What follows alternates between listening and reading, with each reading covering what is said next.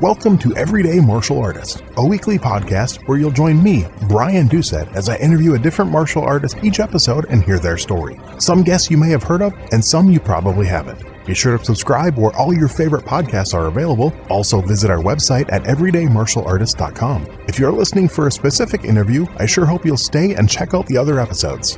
A very special thank you to Topher Williams for our custom theme music. And now, the newest episode of Everyday Martial Artist.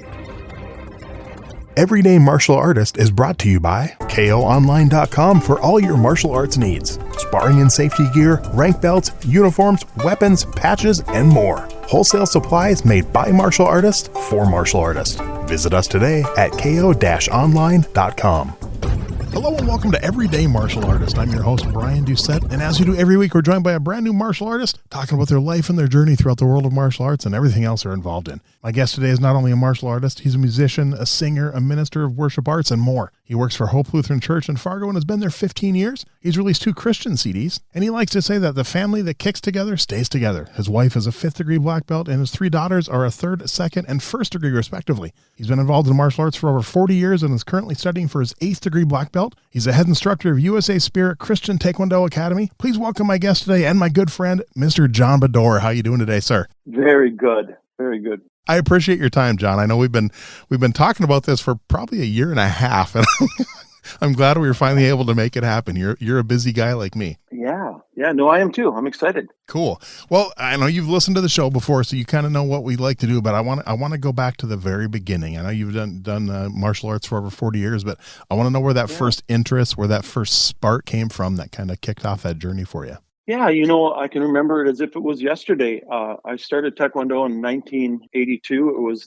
I just graduated, so it was the summer of my senior year. I had boxed Golden Gloves. I was a wrestler. I was a football player. I just loved contact. And I had a friend by the name of Tim Bierke who just started Taekwondo over at the Beltline Health Club in Moorhead. And he invited me to a class. He said, you should come and check this out. And so I did. And I have been with it ever since. So you mentioned you also did wrestling and boxing. So how did that kind of start for you? First of all, which one came first? Wrestling definitely started with first. I wrestled all the way up. I think I started wrestling when I was 3rd grade and went all the way up to my senior year. Wow.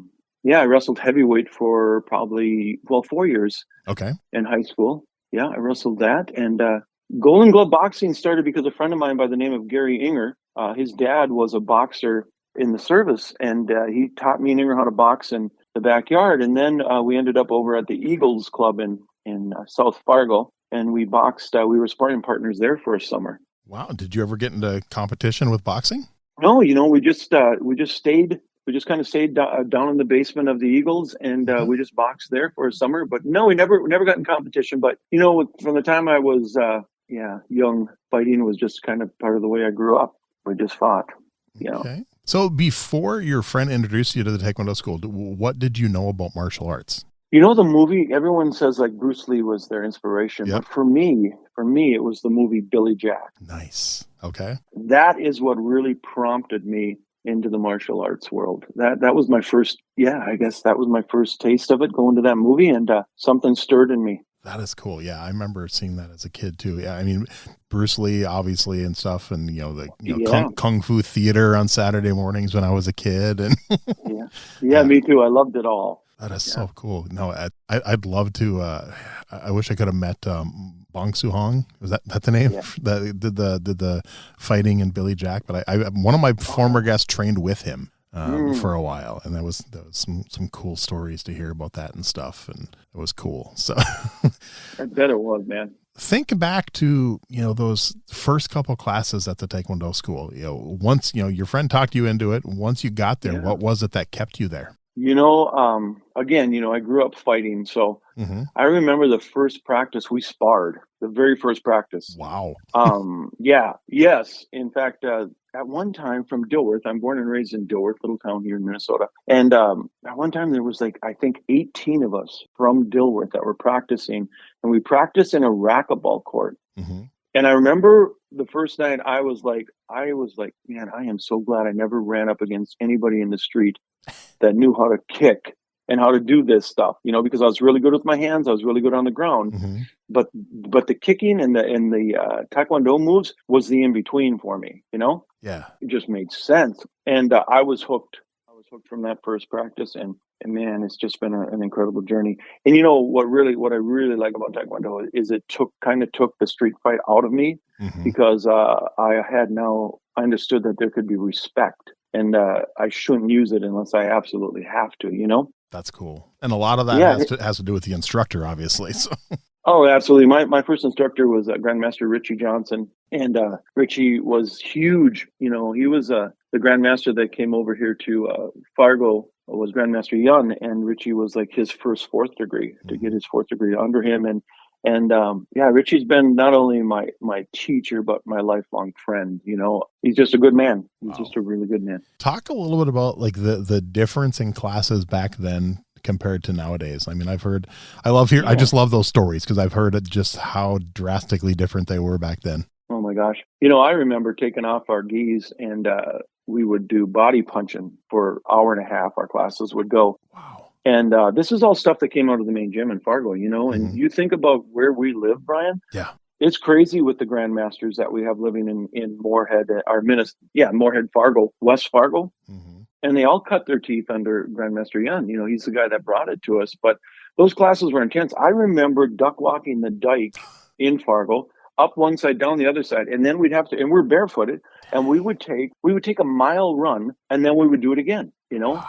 But I was 18 years old, 19, 20, 21. I mean, I was in the prime, and I don't think nothing of it. But yeah, to get my students to do that today, I'd probably be in a lawsuit. Yeah, you'd have some parents upset, I think. I think they would be like, and I wouldn't have any students. But back then it was just the norm. We just did crazy stuff. Yeah, I remember one summer I was training. I had gone back home after college and spent the summer back in my hometown of Little Falls. So I traveled to Brainerd to train with John Ingham for the summer. And it was one of the first times he had us running outside, and a car ran a stop sign and almost took out 4 students. And that was the last time we ran that summer. So it's like, wow. Yeah. Yeah. That's, that was 93, I think, as a summer I trained with him. So yeah, I have a lot of respect for him. I fought him back in the day, and man, that is one tough guy. Yep. Yeah, he hits hard. He definitely hits hard. Yes, and he's really, that was before he got into his kettlebell and his flexibility. But I was amazed. He laid a roundhouse on me that I still to this day don't know how I didn't get knocked out, because man, after that fight, he beat me, and he should have. I was dizzy, man. It was crazy, but yeah, I have a lot of respect for him. Always have. That summer I was training with him, I was holding one of the big blue kicking shields for him. He was demonstrating. He wanted a big guy to hold it. I'm like, I volunteered, and he was demonstrating in the air turning side kick. And he did like 5 or 6, and then he's like, all right, I'm going to go hard. I'm like, yes, sir. And the people who were there told me that I was about 2 feet off the ground and flew 6 feet back and hit the wall. So I believe it. Might be the hardest I've ever been hit. I don't know. No, I believe it. Yeah, he's a powerhouse. Yeah. And I love the fact that he's still going, Yeah. Yep. Yeah, I interviewed him. He was in my first year. I interviewed him on the show. So yeah, I've known John for quite a while. He's a good guy. I consider him a friend, and I don't get to talk to him anywhere near as much as I used to, but he definitely was fun to talk to and hear the stories from. So right. Another thing back in the day, Brian, that we did is we went to tournaments every weekend. There was so many tournaments going around. Really? I remember from 18 until I was in my mid-20s, before I got married to my wife. We were at tournaments everywhere. We went to California. We went to the cities. We went to Canada. We went to Montana. We just went all over. Grandmaster Rich loved sparring, and that was his forte. And so for so many of my first years, that's really what we trained for, was just tournaments, and we had a blast. Really? No, I didn't realize you guys traveled that far. I mean, I knew there was a lot in Minnesota, North Dakota, but I didn't realize you hit like Canada and California and stuff too. Yeah, the Can-Am games were something up in Canada. I had never in my life seen that many black belts ever at a tournament. Mm-hmm. I mean, unless you go to national competition, but the Can-Am games back in the day, they were something, man. Back in the 80s, unbelievable. Just in the fighters, wow. Yeah. Okay. Wow. Learned a lot. What type of tournament was it in California that you went to? We went to the national tournament. I qualified, but then I'd also blown out my ankle, so I had to have it reconstructed for the nationals. But Richie Johnson competed in the nationals. Master Daryl Bachmeyer competed from our schools in the nationals, and they did really good. The thing about the nationals is the lower rounds are more what we're used to, but now when you get into the third or fourth round, now you're starting to get some of these Taekwondo martial arts that are sponsored, that are on the U.S. team. And man, what a difference. I saw Jimmy Kim, one of the most incredible fights I ever saw. I saw Jimmy Kim match this guy's bounce for bounce for bounce. The guy took a half step in and Jimmy knocked him out with the roundhouse kick. Wow. And I saw more than one student at that tournament. I actually met Chuck Norris at that tournament in California at the Nationals, and he was there. Jean-Claude was there. It was crazy, and I saw more than one black belt get taken out on stretchers. And I was just like, oh my gosh, this is definitely the best of the best. It was unbelievable. That is cool. Wow. Now, in the school you were training at, now, was pretty much everyone there involved in competition? Was it something that pretty much if you were there, you were doing it, or was there some that didn't do it? No. Richie somehow, man, he just poured into us the love of competition. And in fact, I remember it was awesome. I think I can say this. He loaned me a white belt so that I could fight. It was me and Tim Bierke, the kid that got me in. He loaned us some white belts. We had been in, a couple months, because back in the day when I started, we had to test for our black belts. You didn't get it. I mean, our white belts. You didn't. Okay. You didn't get a white belt. You had to earn it. But anyways, we were close to testing, and there was a tournament that came up before the test, and he said, you know what, I'm going to let you guys fight in this tournament, or I'm going to borrow you this white belt until you test. And here's what happened. We went to that tournament, and both Tim and I won our divisions. And it was funny because I was middleweight, and Tim was heavyweight. And when we came back with those trophies, and, Grandmaster Young put on a demonstration there that I will never forget. That's when he laid on a bed of nails and had a motorcycle run over him. I heard about that. Wow. He did a crazy move on a pig that today would never fly. But I saw that, and I also saw just the incredible strength that he had. So he put on this demo. We're white belts, we go and we win the tournament. We bring the trophies back to our gym. And that is when everybody was like, oh my gosh, we didn't know you could get trophies and all that. Yeah. There'd easily be 15 to 20 of us every weekend for 4 or 5 years. We would go to tournaments all over. It was incredible. So cool. Did you ever go to any of did you guys pretty much stick to strictly Taekwondo tournaments, or did you ever go to any the open style tournaments? Yeah, we strictly, our goal was national team. So we strictly fought Taekwondo tournaments. There wasn't as many open tournaments back in that day that there are now. Yeah, it was Taekwondo, but man, like I said, Canada, Montana, we got our butts handed to us in Montana. I'm telling you. That wow, and it was crazy. They had 2 tournaments going on at the same time. They had point tournament, and then they had nonstop. At that time, USTU nonstop. So we did both tournaments. We started at 8:00 in the morning. We got done at 2 a.m. Wow. in the morning. Wow. And we were so beat up, man. I'll never forget that tournament. It was crazy. Did you ever compete in forms or strictly sparring? Yeah, I never really cared for forms. I always did sparring. That was kind of our main thing. I did some weapons. I like weapons. Okay. I like nunchucks. Nice. When we went to Canada, I saw stick-around stick fighting. Nice. So I really like that. I learned that. Yeah, I can do bow staff. I can do sword. I can do that stuff. But chucks are my favorite. Yeah. I was just going to ask, what's your favorite weapon? Okay, that's cool. Yep. Yeah. I love chucks. Yeah, I've told this story a few times that I got my first pair. We had a local sporting goods store in my hometown. This was, probably 84, 85, maybe 83, right around there. And they sold martial arts weapons. And they didn't check your age. I walked in as a 9-year-old kid and bought a pair of nunchucks and throwing stars. It's like, imagine that nowadays. Oh, that's funny. The thing is, I still have the same pair of nunchucks, and I still have one of the throwing stars I bought back then. The throwing star is a little bent up because I used it. So that's crazy. Yeah. I tell a story to my students about my dad, how much entertainment my dad had when I started learning chucks.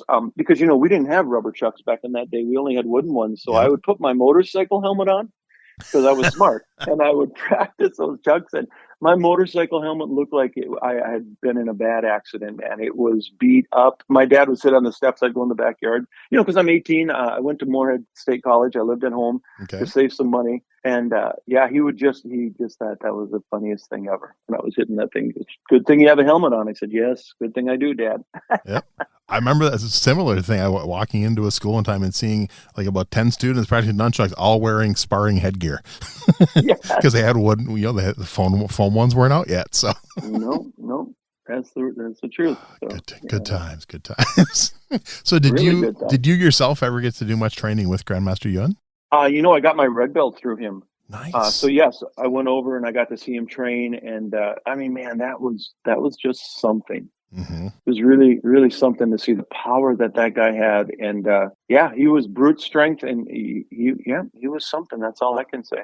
Yeah, I trained with him one time when I was I think it was a purple trim, and Master Jim had a class when he had a school over on Fickner Drive in Fargo, and he had a purple belt and above class, and he didn't tell us Master Yun was teaching. He just like purple and above class only, show up, and he locked the door when we all got there. Then Grandmaster Yun walked out, and it was a 2.5 or 3 hour class. Other than the one spot, I think about 20 minutes where he taught us meditation, we did not stop moving for like 3 hours. And it was, I loved it. It was so much fun. Now it would probably kill me, but I loved it back then.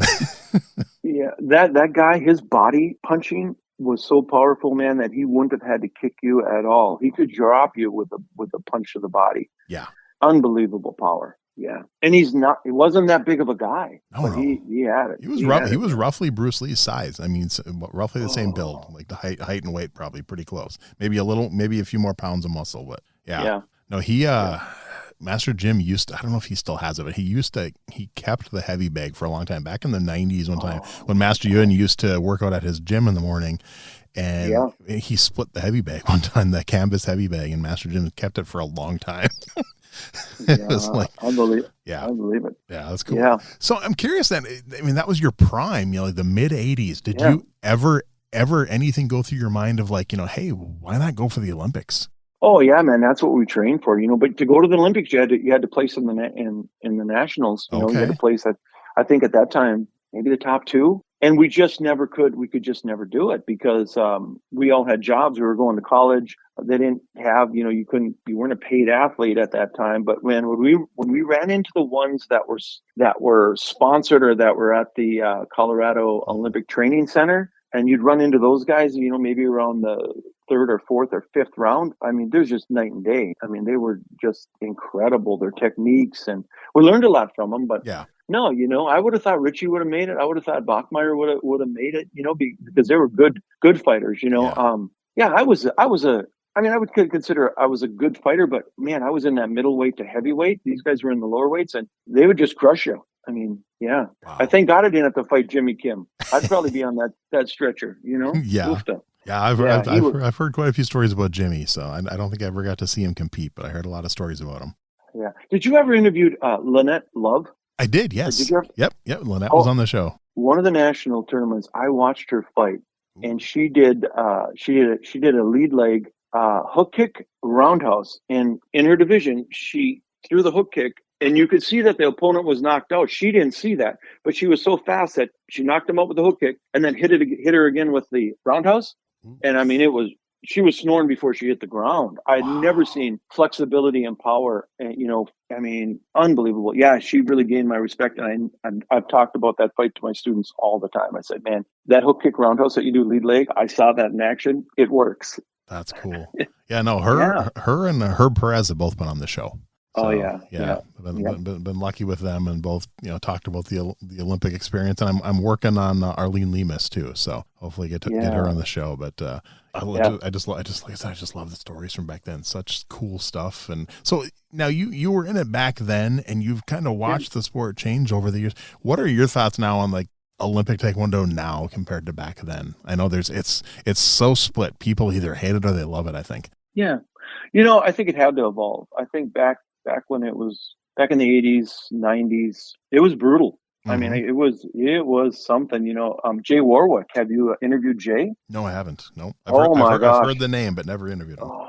Jay Warwick was incredible. And again, I got to see these guys fight in nationals, and just some incredible athletes. Pretty sure Jay made the Olympic team. Juan, I saw Juan fight. Juan Moreno, yeah. Yes, Yep, Juan Moreno. He's been on the show too, yes. Just inspiration to me. I think we had to change. I think they had to change because I think people would have really gotten hurt. Mm-hmm. I think it changed with the times. So I'm okay with it. That's good. Yeah. Like I said, it's pretty split. People, I think more of the complaint is about the complaint. I've heard the two complaints. I've heard one is that they don't like the way they do the scoring system. They don't think it's that accurate. And then I've also, obviously, one of my complaints is just there's literally no punching in it. Whereas I guarantee, like back when you sparred, there was punching in Taekwondo. Yes, and I scored because I was a boxer. I was used to body punching, and they would score the punch, but they don't score it nowadays. Yeah, and I don't understand the point section. So many points to the head, Yeah. Yeah, I want to say in all my so I started martial arts in 84. I started Taekwondo in 92. And I can honestly only remember in adult sparring, I think one punch ever scoring that I personally remember seeing at a tournament I was at. And that was at one of Ingham's tournaments in Brainerd. And it was a brown belt fighting a red belt.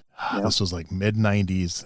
Dave, I should remember his name, Dave. I remember he got his black belt. But it was the fight of the day. They were both were doing phenomenal, everything back and forth. And the brown, I think it was the red belt, saw his opening and he dropped into just a perfect traditional wide stance. And the guy turned to it and he just threw the perfect straight punch and threw him back, knocked him out of the ring. And it's my God. And the center ref's like kind of like shocked. He's like, point. Like, yeah, damn right. That was a point. It's like, yeah, if that wouldn't have scored, there would have been trouble. Man, that brings back a memory. So we were fighting, we were at a tournament up in Grand Forks in the mall, like in the the hallway. Yes, the hallways of the mall. Wow. And this guy by the name of Tony Altabelli, I graduated with him Dilworth. He got like his purple trim in the system, but Tony was an incredible body puncher. Tony was maybe 5 feet tall, and he fought in the red belt division against Bill Waite. I don't know if you know Bill Waite, but Bill really tall. Really tall. So here's Tony at 5, and Bill's at like 6'4". Tony beat Bill at that tournament with nothing but body punches. Wow. Which was amazing, because Bill was so tall and flexible. He could throw an axe kick, he could throw hook kicks. Tony got in on him, and it was the first time I've ever seen anyone win the red belt division with nothing but punches. He just punched him. He knew he couldn't get in close enough to kick him, but he could definitely get in close enough to punch him, and he brutalized Bill. Wow. And I was like, wow, that was something. That's why I wish they had videos of that stuff back then. I'm sure some people probably had the 8mm cameras and stuff, but it's definitely not easy to find. Like, I'd love to find. I heard stories about Juan Moreno that he used to do, and I asked him about it. He's like, I don't remember. I did a lot of kicks, but someone told me they saw him in a tournament throw this kick where it was a quadruple roundhouse. And the second two were higher than the first two. And it was all like a jumping in one jump, like bam, bam, bam, bam. And I'm like, I want to see that. But I can't. I've searched and I can't find video anywhere. And he's like, yeah, I might have. I don't remember. Like, wow, to be that that much of a career and that many that you don't remember doing an amazing kick like that. It's kind of crazy, but. Yeah. Well, back in the day, after he threw that kick, that became a break for black belts. They would have 1, 2, 3 boards, and they would go boom, boom, boom, and then they would finish it with the punch. Yep. So it'd be 1, 2, 3, 4. Have you seen that? Oh yeah. That break? Yeah. That's a cool break. Yeah, and we still do it. We still do it at our school, and I think for second degree, it's double kick, double punch. And I remember in August of '95 when Master Jim tested for his 5th degree in front of Grandmaster Yun, Grandmaster Jim had to do a triple kick double punch break. And when he did it, Master Yun said that he was the only person outside of the Korean demo team that he'd ever seen do that break. So that was, he was actually practicing triple kick, triple punch, and it was hitting all the targets, but never actually did the break, which made me kind of sad. Man, I tell you what, I had the great opportunity of watching Grandmaster Jim Grinstead fight. I think I was probably 2 belts below him, but man, you should have, yep. He was a great fighter, really good fighter. He was always lean, Yeah. and he was in the lower divisions, but just very powerful, very good technician. Only got to see him, well, technically twice. I saw him fight twice. Mm. One time that we were at, I think it was Jamestown, and they put on, after the Taekwondo tournament of the night, they put on a kickboxing match. And at the last minute, and Grandmaster Yun was like reffing it. And at the last minute, one of the kickboxers dropped out, and it was like a first-time fighter, and they talked Master Jim into doing it. And of course, if you know Master Jim, he's such a nice guy. This guy was so overmatched, and Master Jim's like, he's like teaching him while he's fighting the guy. He's like, oh no, that was good. Next time, go this. And like, the guy's probably like, thank you, thank you for not killing me. But the other time I saw him fight was at Master Mike Summers tournament in Detroit Lakes. We went down there, and he had no intention of sparring. He hadn't trained in like 6 months. And Spencer Brandt at the last minute decided he wanted. Spencer Brandt wanted to fight, but he said only if I find another master. He's like, I've been training for this for a year. I want to fight in this tournament. And he could talk no one else into it. So we convinced Master Jim, and we went up, hey, Master Spencer, Master Jim's going to fight. He's like, why him? It's the look on the face, like, of all the masters here, why him?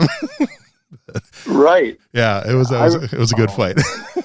Yeah, man. I knew all those guys. I knew Spencer really well. Eric Greenquist out of WAP. I mean, I hung with all those guys. Yep. And Brent Jordheim. And I used to go to all those tournaments. Oh, yeah, absolutely. What drew you into the teaching side of martial arts? Kind of what belt did you get your first taste of that, and what led to that?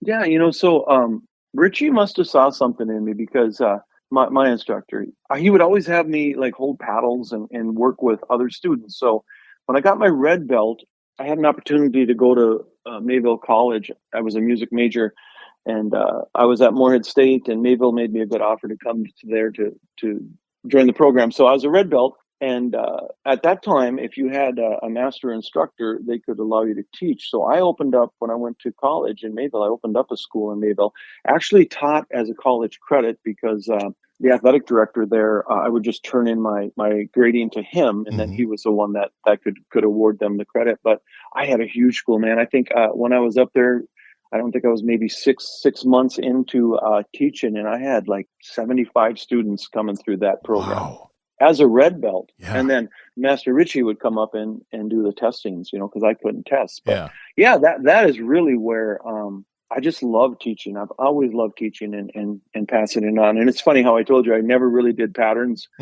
in tournaments, but when we shifted gears and we came under my grandmaster, his name is Grandmaster Chukwu Yoon, and he's the founder of the Korean Taekwondo Academy, KTA, out of Indianapolis. He told me, he said, John, you're a good sparrer. He said, but if you can become good at patterns, you will be a great sparrer. He said, because if patterns are the foundation for sparring, and no one had ever told me that before, ever. Okay. So I really enjoy patterns now. I've learned to love them and teach them, and the detail of them. And yeah.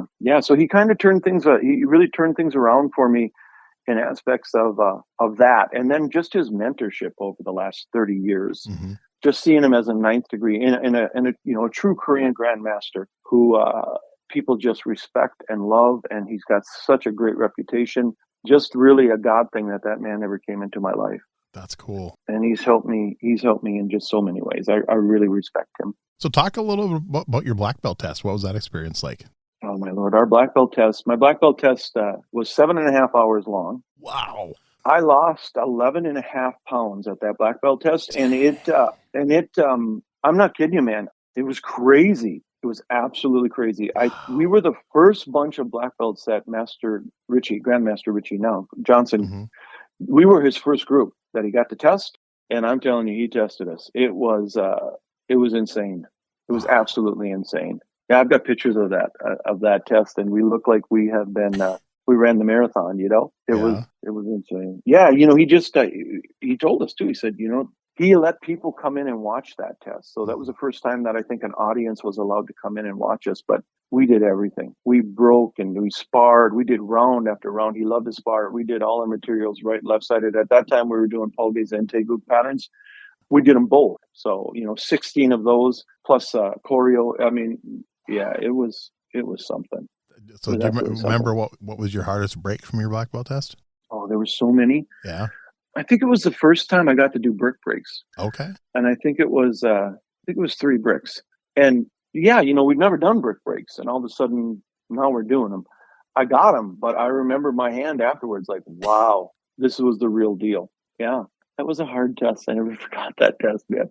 And then the second degree wasn't much better. I think that one was maybe 5 hours. He gave us a little grace, but it was 6 years. Between my first degree. Really? Yeah, my first degree took me 5 years to get my black belt, and my second degree took me 6 years to get it. And during that test, somebody punched me and split my lip wide open through my tooth. Dang. And I had about maybe an hour left of that test. And if you can't go on, then you have to wait for another test. And at that time, they were only testing black belts maybe once a year if we were lucky. So I finished that test with a rag in my mouth and my hand up, because I knew that I didn't want to wait another year. And yeah, I made it. But wahoo, that was crazy. So was that normal, the 6-year wait from first to second, or was that not normal? No, that Richie was just never one on testing. I think he loved sparring so much that was his focus, Mm-hmm. And I even heard that from his students today. Richie still teaches in Detroit Lakes, and he just, they don't test for sometimes 6, 7, 8 months. Yeah. So yeah, in between their colored belts. So yeah, but we didn't know any different. That was his deal, and so we did that. That's cool. And I've heard he doesn't really promote that he still teaches. I mean, I've heard about it from a lot of people, but if you search for it, you won't find it. You have to know where to look. Yeah, I don't promote either. I'm not even on Facebook anymore.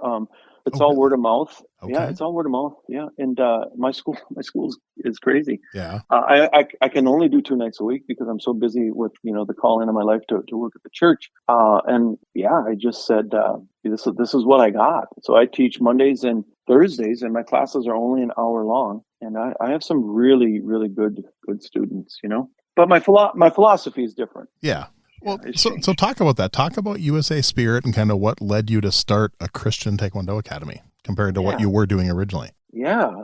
Boy, that was crazy how it all came about. So when I was 30 years old, you realize I started Taekwondo when I was 18. So I was 30 years old. I had given my life to Christ. I went to a crusade with my brother-in-law, and I accepted Jesus as my Lord and Savior. And from that moment on, Brian, everything changed for me. I remember telling God, at that crusade when I surrendered to Jesus, you can have everything that I have. Now, at that time, I was building a multi-million-dollar pizza company, had a great job, lived out on a lake. I was making a lot of money for that, for that year. Mm-hmm. And I told him, you can have everything. I want to do everything for you.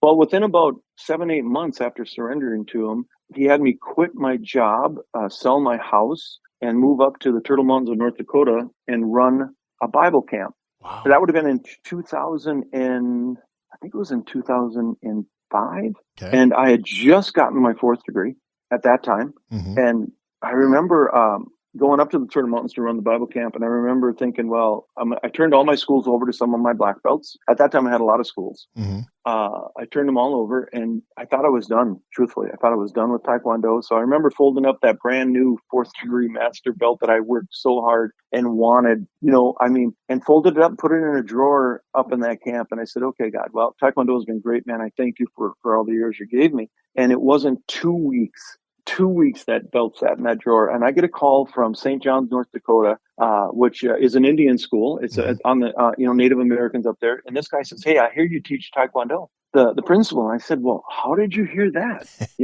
And he goes, "No, word got out. He goes, I tell you what." He goes, "I got a bunch of red belts up here that need a Taekwondo instructor." And I said, "Here's the deal. I'm a Christian. I've laid my life down to Christ. So if I go back and teach Taekwondo, I'm going to teach it with a Christian philosophy. I'm going to teach that Jesus Christ is the one and only master. And no matter how many stripes God gives me on this black belt, it doesn't compare to the stripes he took for me as he died upon that cross." And the guy on the end of the phone goes, "Nah, that might be a problem." I said, "Well, it's not a problem with me, man. Good talking with you." Mm-hmm. Well, 2 days later, he calls me back and said, "I presented this to the parents of these red belts. They want to meet you. Would you come in for an interview?" So I went there, came in for an interview, talked to the parents, and found out that ATA was up there and the red belts. And I said, "Well, guys, how long have you trained, to get your red belt?" 9 months. I said, you've been in You've trained for 9 months and you're a red belt?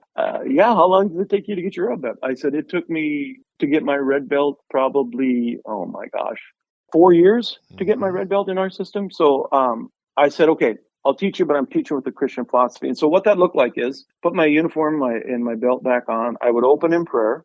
I would teach them our curriculum.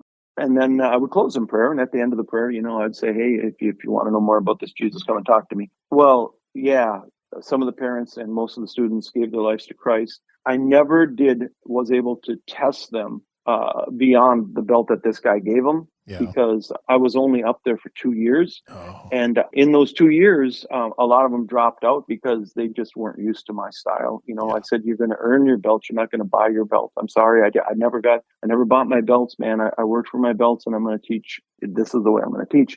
But it was really cool. I got to get him to come to a Bible camp, and we actually ran a Taekwondo camp at the Bible camp where I had about 75 people come up for that camp. Wow. So I thought I was done. Really, that was the 2 weeks I had off was for God to reset. So at that time, I was under All-American Taekwondo.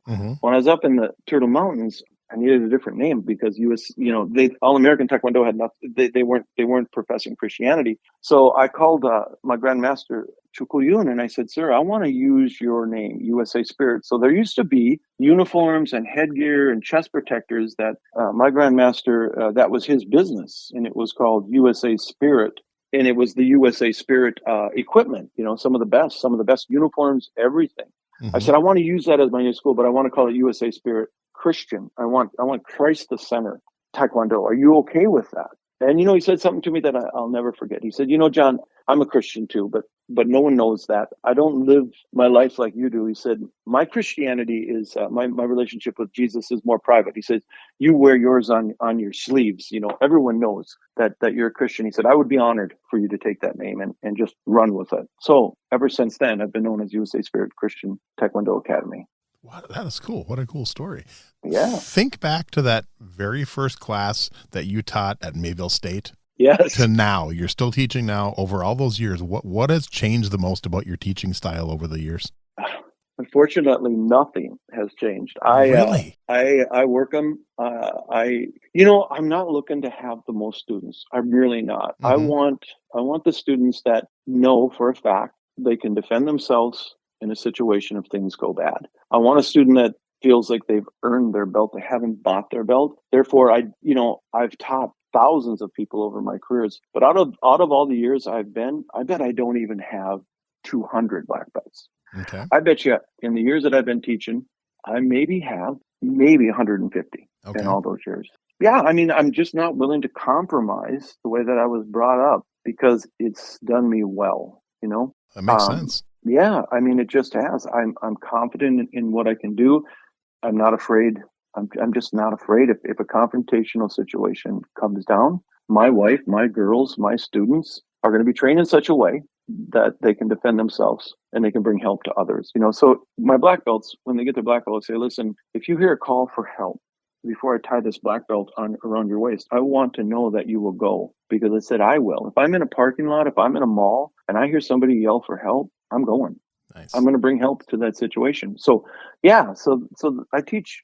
Yeah, that's the way I teach, I got to ask then, I've always wondered this is, since I've wondered it before, but since you mentioned you had a wrestling background, did it ever cross your mind to get involved in the grappling side of martial arts? Yeah, when it came out, well, here's the deal. I watched it and I'm like, oh my gosh, I think about the brain cells that I lost sparring with roundhouse kicks to my head. I know for sure of 3 concussions that I had that were untreated. I remember one time this guy whacked me in the head so hard that I was seeing stars, and they put me back in, and I don't know how I survived that fight without getting just knocked cold, but I did. So I looked at that. I looked at the mixed martial arts, and I have a huge respect for it because everything that I love, the wrestling, the boxing, the kicking, is part of me. But I'm like, man, I can't imagine if I would have done that I'd still be able to teach at 60 years old. Yeah. Because I think the wear and tear on their body, and not only the concussions that they get, I don't know if I would have done it. I don't know if my body, I think I respect my body and my brain more than that. Mm-hmm. That's a brutal sport, man. What about just like straight grappling? Would you ever consider, I realize you're very super busy, but would you, I mean, if you had time, would you ever consider maybe getting into jiu-jitsu and doing some jiu-jitsu tournaments? I don't know. That would be cool. I've had some opportunities to train different martial artists. Mm-hmm. I've had karate guys come in. I had one guy, big guy, and he was jiu-jitsu. So yeah, we've been on the ground and we've done some of that stuff. Cool. But for me, I really want to pass on the beauty of patterns and I love Hapkido. I love self-defense, knife, gun. I like the practicality of what we can teach these kids today in this crazy world. And so I want to spend my time doing that. My grandmaster told me a long time, kind of asked me the same thing. And I said, no, I think I want to focus on Taekwondo. I said, how about you, sir? Why haven't you done some of that stuff, And he said, no, John, he said, he's a true master and a grandmaster will stay focused on one discipline. They can still glean from the others, mm-hmm. but they need to pick their focus. And I thought, that's wise. That's nice. True. So Taekwondo is my focus. That's cool. So I'm curious. I've interviewed probably a handful, maybe 3 or 4, like musicians and singers on the show. And I'm curious, in your personal experience, what do you think from your martial arts background and training has helped you with your music? Yeah. I think of all the kimase punches and horse stance, mm-hmm. that we used to drop down and just for hours. I think that the kia, just the yelling, really helped my lungs and my volume of being able to sing. I think that's been great, and I just think the conditioning that I have done, and that's also helped my breathing because singing is all about breathing, circular breathing, yep. All of that, and I think Taekwondo. Some people say, well, the yelling is going to hurt your voice. Well, I was trained how to sing, so yeah, I know how to not hurt it, but. No, I definitely think, my second CD that I put out is called Every Move I Make. And there was a camp song called Every Move I Make. And if you look on that CD, I am actually in uniform I'm at a tournament doing a brick break. Nice. And that's the cover. Because I said, every move I make, I want to make it onto the one and only master, That's cool. To his glory, not mine. So yeah, that's how it all came about. I think I actually remember that CD because I think my mother-in-law actually had that, and she's like, "Oh, do you know this guy? He's in a karate uniform." I loved it. That was before I knew you because I met you one time. I met you, probably 3, 4, 5 times over the years, but I met you. First time I met you was you put on if I remember correctly, you put on a tournament in Hawley. Mm-hmm. Yeah, and I came to that tournament to watch my friend Damien spar. I think it was 95. Yeah. I remember Damien. Oh yeah. And back then he still had the long hair. No, he always had the long hair, and that was the first. He shaved his head the day before the tournament. That was the first time he shaved his head. Was the Hawley tournament. Listen, I remember that tournament. He fought in the finals a guy by the name of Ron Stensgaard. Yeah. And Ronnie was older than him, and those guys had a battle. It was a battle, man. Yeah. Damien was tough. Ronnie never got his black belt, but he was like a red belt. I think he was really close. But boy, I tell you, I remember that fight. Damien never got his black belt either. He quit as a purple or purple trim. And I remember he had quit, and it was like he had taken a year off, and he showed up at one of the Master Gym tournaments, the Fargo Open, and he's like, I'm thinking of entering today. So my Master Gym's like, you got a uniform? He goes, yeah. He goes, go get it. And he lets me enter. He goes, I signed you up. He goes, oh, thank you, sir. He goes, no, I signed you up in black belt division. And he had him fight, and he won black belt division as a purple belt after not training for a year. Yeah. No, I'm telling you, he was one of the most natural fighters I've ever seen. And that kid had a drive. And what did he weigh? 140? I say at my peak back then, I was 173 when I was in the best shape, and he was definitely less than me. So I'd say 140 to 150, maybe 155. He punched and kicked like a 250-pound guy. Yes, he did. Unbelievable. I don't know where that power or that strength came from, but anytime he sparred, and he was flexible, he was fast. Yeah, I remember that. I'm back there right now watching him fight. Oh, his flexibility. Yeah. I remember he'd be like literally nose to nose with someone, and that circulating kick would come out of nowhere and just knock their headgear off. They wouldn't see it coming. It was just wow. Yeah. I took that kick many times to the head when we were sparring each other. Yeah, I bet you did, because he could throw it out of nowhere and just hit you. Boom. Yep, you wouldn't even see it coming. Exactly. Well, cool. That's a shame, man. Yeah, I know. He didn't get his black belt. There's a kid that deserved it, I tried to talk him into coming back so many. What happened was he was, I want to say I was testing for my brown, and he was it brown? Yeah, it was brown. I was testing for my brown, and he was still a purple. And we had been training together. Master Jim was going to let him double test to go to brown, so we could go for our black belts together like a year and a half later. And he quit right before that. He never did, and he knew everything. I mean, right. And what's funny is like I'll call him up randomly. I'll call him up. You know, I remember this like 2 years ago. I called him up and it's like, you know, hey, I'm curious. Do you remember this technique? He's like, dude, I've been out. I'm like, Damien. And he'll repeat it like nothing. It's up there, and he's like this, and this. I'm like, thank you. It's still in his head. So, yeah. Well, listen, the fact that Grandmaster Jim would double promote him, because I know he doesn't do that hardly at all. No, he's never. You have to be extremely special. Yeah. And I remember the relationship that those two had. Jim was more like Grandmaster Jim was like a dad to him. You know, kind of helped him through some tough times. But that says a lot. And he actually, and he technically wasn't going to double promote him. He was going to let him double test. Damien knew everything to go to purple trim and to brown. He was going to let him do it in one, and he learned it in like 4 months. So he probably knew better than I did. So yeah. That's incredible. That's incredible. It was crazy. But so I know you mentioned philosophy a lot. So I'm curious, in all your years, what is there one philosophy that stands out for you? Well, for me, the only philosophy that really stands out is my Christian belief. You know, I can't tell you how hard it was and I never dreamt about this, but when I proclaimed Christianity into the martial arts world, you know, I was one of the first Christian martial artists to do it. Mm-hmm. I would go to tournaments. I remember going to the Civic Center, and my team would go, and we had on our, USA Spirit Christian Taekwondo Academy. And I remember walking by, and I heard from the stand saying, "I can't believe that guy put Christian in his Taekwondo school." You know, I could hear that. Wow. But the really surprising part was the church. The churches would not accept. Well, for one thing, really? Taekwondo was just. They couldn't understand how a Christian could even do Taekwondo, more or less how you could bring Christ into it. So I've had some great conversations about that, and it's the best thing I could have ever done, to be honest. That's crazy. Yeah. Nice. Mm-hmm. All right, I have some fun questions to wrap up the interview, and I know you've heard some of these before, but this one I want to know who are like 3, 4, 5 names you would have put on your personal Mount Rushmore of martial arts. Ooh, well, I'd have to put Grandmaster Richie Johnson. Man. Nice. I'd definitely put my Grandmaster Chukwu Yun.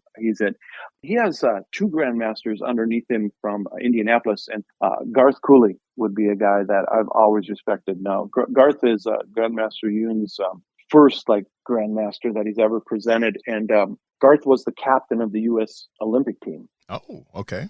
Yeah. So Garth in his own right is something. I put him up there. If I'm going to go, if I want to go into the movies, I don't know who the guy was that played Billy Jack, but whoever that spoke to me as a kid, and that's really what got me into it. I respect Jet Li, Bruce Lee, nice. Those guys. I grew up watching Kung Fu theater. Yep. And I respect them. I think that would be my guys. Cool. How about a favorite martial arts book? The Book of Five Rings. Nice. I love that. Yeah. That one's been picked a lot more than I thought it would have been when I started the show. It's a lot of people mention that one. It's a great book. It is. It's a deep book. Well, it's a book that you need to read 5, 6, 7 times to really get the gist of it, Easily. Yep. Yeah. All right. This one you may not have an answer for. We'll see. Do you have a favorite martial arts video game? Did you ever get into games at all? I never did. I wasn't a gamer. Okay. Mm-mm. Cool. That was an easy one. All right. How about a favorite martial arts TV show? It would have to be Kung Fu. Nice. Yep. Okay. I grew up as a kid watching that. Did you hear they're remaking it as a movie starring Donnie Yen? No. Yeah, they just announced it like 2 weeks ago. I'm kind of excited. I mean, I wasn't a fan of the remake TV series that came out like 2 years ago, but a movie with Donnie Yen, I'm excited. I'm really excited. So my wife can't understand how I love to watch on Netflix all the martial arts movies that are in their native language. Yeah. And I don't care about really the what's going on. I don't care about the subtitles. Oh. I just love the techniques. I just love to watch their techniques, and if I can learn something and bring it, it's awesome. I love watching those movies. It drives people crazy, but I said no. I like to just take a look at stuff. That's cool. See how it works. Did you see the brand new series? I haven't watched it yet, but it just came out yesterday. It was just released. It was a series called House of Ninja. No, I'll I'll watch it. It looked really good. I watched the trailer. I'm like, ooh, I'm going to watch that this weekend. So I might be binging a few episodes this weekend when I'm done editing. So. All right. I'm going to definitely watch that. I'm into that stuff. It's fun. All right. Now, how about a favorite martial arts movie? Favorite? Well, yeah, it's got to be Bruce Lee, Enter the Dragon. Okay. Nice. That's such a good movie. So when it was out in theaters last summer, did you get to go to it for the 50th anniversary? Oh. Yeah, it was so cool seeing it on the big screen. I went in August, and my son Colton asked if he could go with, and that was my first time ever seeing it on the big screen. I had only seen it on video before that, so it was quite the experience. So in our 3-2-1s, we have I think it's a third set 3-step where we do the Bruce Lee face smash, where you have to jump to the side, and that's what I name it. My students only know it as the Bruce Lee face smash, and then these young kids are like, "Well, who's Bruce Lee?" I said, "Hey, go talk to your parents. Go talk to your parents about him and see if they'll let you watch some Bruce Lee movie." That's awesome. That is so cool. Yeah. Nice. That's cool. All right, now this one the final question. This one I'm really curious about because I know you grew up. You were into the fighting and you love watching all that stuff. So it doesn't have to be a martial arts movie. Any movie you've ever seen. Favorite movie fight scene? Man, it would be the first Rocky. When Rocky came out, because of my boxing background and stuff, man, he was an Italian. I'm Italian. I mean, yeah, that spoke to me. I like it. I like it. Rocky's only been picked about probably 5 or 6 times, and I've asked that. And that one, I thought that would be one of the most picked ones. So I love it. I love Rocky. I love all the Rocky movies. Jada and me have watched them all. And when Creed came out, she wanted to watch Creed. I said, only if you watch all the Rockies first. So we watched all the Rockies, and we've watched all the Creed movies. And so I remember drinking eggs like Rocky did, and working out on the bag. That guy. Yeah, that would be the one. That is cool. I love it. Cool. Well, before I let you go, John, anything that I forgot to maybe ask that you want to make sure we get out there, and like I said, anything you want me to put links for when the episode comes out, I will get it out there for you. And I think I told you before, it's about 2 months out. Your episode will be out in I think the first week of April. So. Yeah, I think I'm good.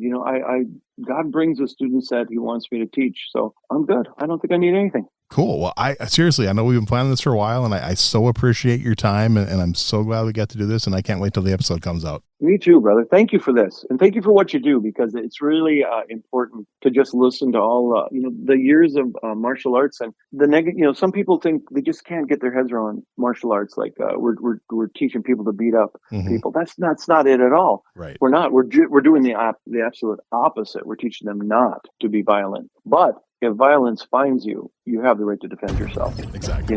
That's it. All right, brother. I love it. Thank you very much, sir. I appreciate it. Thank you. Have a good night. Thanks for listening to Everyday Martial Artist. We hope you will join us every week for a brand new episode with a different martial artist telling their story. If you enjoy the show, be sure to leave us a review. Also, be sure to check out our website at everydaymartialartist.com. There you can find all of our episodes and contact us to suggest guests and ask questions. Again, thanks for listening to Everyday Martial Artist, and we'll see you next week.